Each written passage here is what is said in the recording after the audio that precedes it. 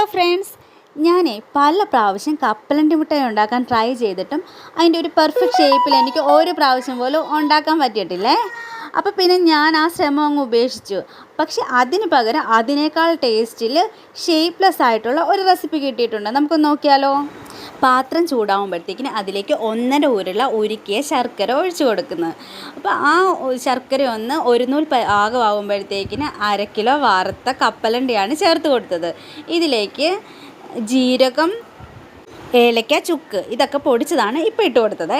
ഇതിനി നന്നായിട്ട് മിക്സ് ചെയ്ത് അതിൻ്റെ അകത്തേക്ക് ഞാൻ 1 നുള്ളു ഉപ്പും 1.5 സ്പൂൺ നെയ്യും കൂടെ ചേർത്ത് കൊടുത്തിട്ടുണ്ട്. പിന്നെ ഒരു പാത്രത്തിൽ നെയ്യ് തടവിയിട്ട് അതിലേക്കാണ് ഈ കപ്പലണ്ടി നിരത്തി വെച്ചത്.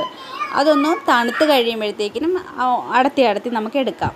ഇത് പിള്ളേർക്കൊക്കെ ഇഷ്ടപ്പെടും. എല്ലാവരും ഒന്ന് ട്രൈ ചെയ്ത് നോക്കണേ. കൂടാതെ നമ്മുടെ ചാനലൊന്ന് സബ്സ്ക്രൈബ് ചെയ്യുകയും ചെയ്യണേ.